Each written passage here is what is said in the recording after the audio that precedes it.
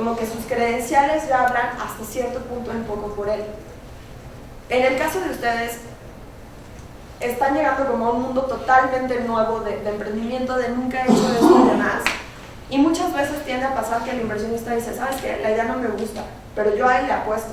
O sea, sé que va a aguantar los batazos y sé que va a saber reaccionar y sé que tiene las tablas para hacerlo. Y qué bueno, o sea, hay cierto tato, hay cierta atracción que te dice, mira, él ya trae como una historia que contar, tanto de éxitos como de fracasos, que es algo en lo que podemos apalancar recursos. Entonces, hablar mucho de ustedes tampoco son 20 minutos porque soy la mejor persona del mundo, pero sí es importante que hagan énfasis y que se te vengan a decir, hola, soy Claudia Ludlow, soy directora de proyectos en Indio Ventures México, ahí hice esto, estos son mis logros. Bien, es muy importante. La empresa, evidentemente, la idea, qué es lo que van a hacer, es muy relevante, y cuáles son los logros alcanzados hasta ahora. Irle poniendo estrellitas a un proyecto siempre es de mucho valor. O sea, el mensaje que te da, oye, ya ganó un concurso y se fue a Silicon Valley y conoce a fulano de tal, o ya hizo sus primeras ventas, o ya sacó un beta del producto y tuvo muy buenos resultados, siempre hablan muy bien del proyecto, dan un indicador. Es muy difícil cuando alguien llega y dice, pues no le quiero meter dinero porque no sé si va a jalar, pero tú dame tu dinero a ver si funciona, ¿no? Entonces, es muy importante que se vea como ese trabajo y ese riesgo compartido. Evidentemente el riesgo compartido en términos de capital probablemente es complicado que alguno de ustedes lo tenga que ganar, sí tengo $1 millón y se lo voy a meter a mi proyecto, pero sí el riesgo compartido en términos de tiempo, de esfuerzo, de ventas, de contactos, de qué es lo que han hecho ustedes para llegar a un pitch con esta idea. Igual, cuando es un producto nuevo es importante decir, bueno, pues esta es la expectativa. Siguiente, por favor. Exposición concreta a la información relevante de la empresa, el mercado y el apoyo audiovisual. Siempre tenemos solo una primera impresión y esa primera impresión es importante. Traten de no leer, pero sobre todo lleven datos relevantes que quieran que el inversionista se quede en la mente a la presentación. En una presentación de 3 minutos, de 20 minutos o de 2 horas, nunca se va a alcanzar a abordar qué es lo importante o qué es lo relevante de un proyecto. La idea de hacer un pitch es generar una segunda cita, eso ténganlo también muy en cuenta. No vayan con esta mentalidad Dragon's Den de yo ahorita voy por 10 millones de pesos y quiero salir con un cheque firmado. Eso no pasa en la vida real. Lo que quieren es generar un interés, lo que quieren es generar una segunda cita, lo que quieren generar es networking, lo que quieren generar es una referencia. Ténganlo muy en cuenta. Por eso creo que es muy valioso ver este tipo de programas, pero también siento que distorsionan mucho la realidad de lo que en realidad pasa cuando te sientas con un inversionista. Siguiente, por favor.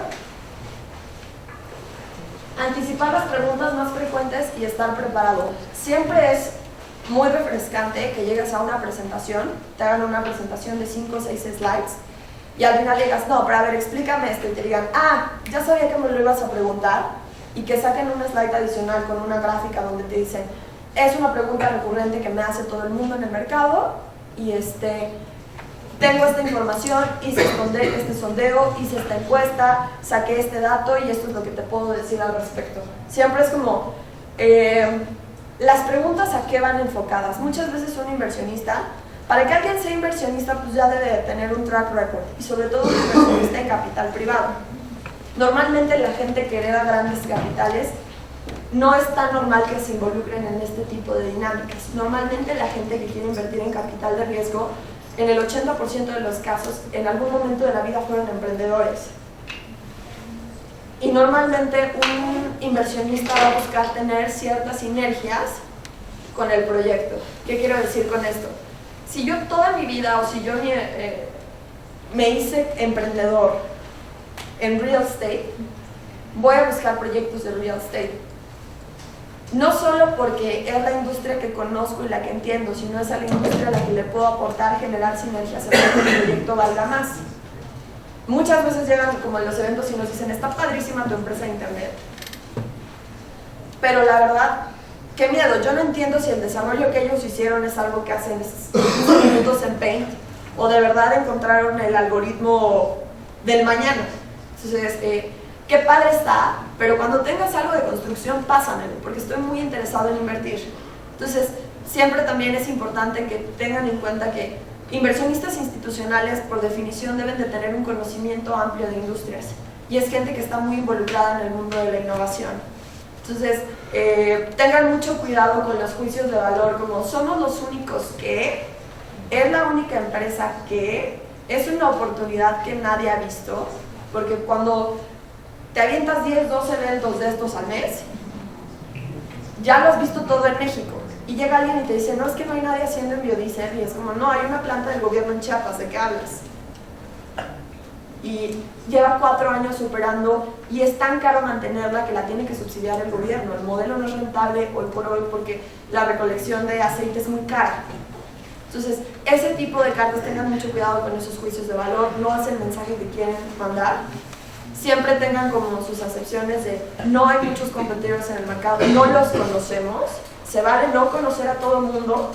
Entonces, tengan cuidado con eso y siempre anticípense como a ese tipo de preguntas. Siempre vayan, de hacer prácticas, les van a empezar a salir preguntas interesantes que a lo mejor no quieres poner los detalles en la presentación porque es un tema delicado y que te tienes que sentar a discutir en una reunión más larga, pero ténganlos preparados. Eso siempre es, da una muy buena impresión inicial. La siguiente, por favor.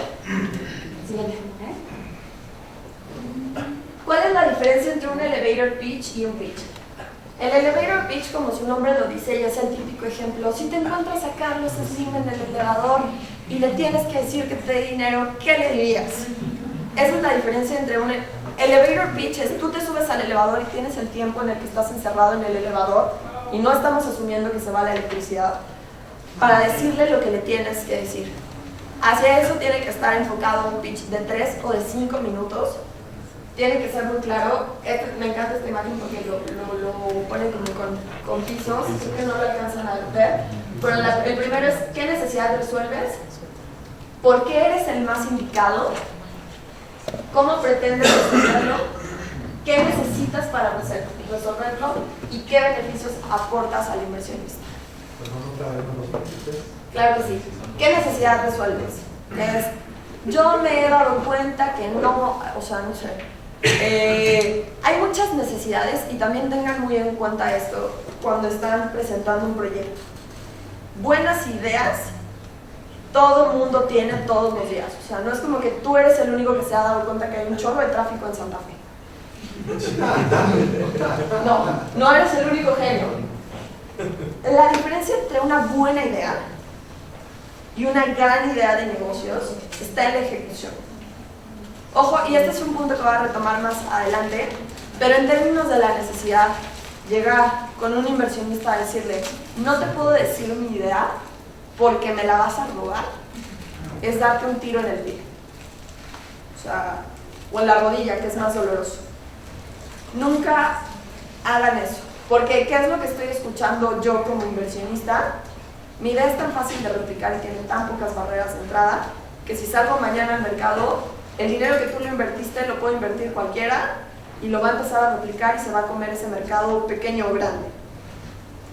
Entonces, tengan mucho cuidado con cómo manejan eso. Evidentemente, si tienen algún desarrollo tecnológico, alguna patente, alguna fórmula o algo de este tipo, tampoco es como, sí, te lo regalo, no importa que no esté protegido. Tienen que empezar a trabajar por ese lado, pero si tienen miedo de que alguien les robe la idea, en principio es porque no hay suficientes barreras de entrada, y el siguiente punto es, yo no creo ser el más indicado, va a haber alguien más abusado que lo va a hacer mejor que yo. Eso es lo que le están diciendo a un inversionista. Entonces, tengan mucho cuidado y de verdad, solo su mamá les va a decir así como, oye, necesito 5 millones de pesos, ¿para qué los quieres? No te puedo decir, mamá, pero tú dámelos.